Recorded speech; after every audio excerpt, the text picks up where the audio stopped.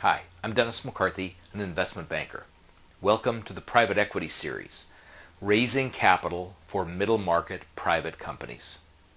Now in this video, I'll address a key element in private company transactions, which is control.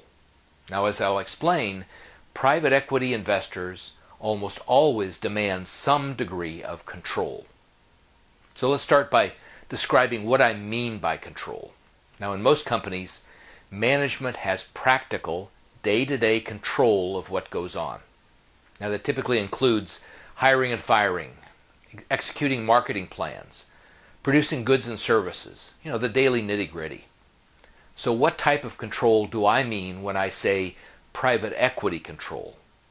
Now this control is more top-level control, big picture items, whether to sell the company, buy another company, raise capital, set strategic direction, maybe approve budgets. So private equity investors typically demand some degree of top-level control. Yes, there are lots of variations. Just what's included and excluded is the subject of negotiation with the private equity investor. Now the private equity group's percentage ownership certainly influences its leverage in the negotiations.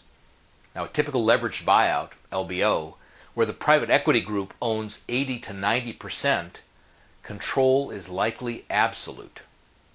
But what about situations where the private equity investor owns 40 to 60% of the company?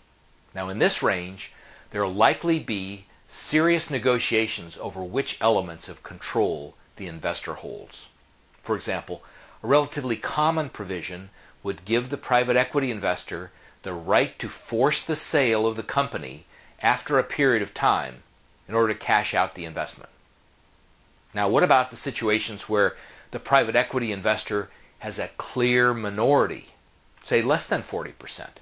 Now, even at this level of ownership, a private equity investor may demand some control features such as board seats, veto provisions on certain transactions like raising capital, maybe put rights which may force a sale or recapitalization. Now sometimes I see minority investors invest in junior debt securities that have covenants to control a company. For example, junior debt covenants might restrict the absolute amount of debt a company can borrow. So, what's the takeaway? A company raising private equity should expect that there will be negotiations over control. Probably not control of the day-to-day operations, but rather control over the top-level decisions. Selling the company, raising capital, etc. Now it's a common element in raising private equity.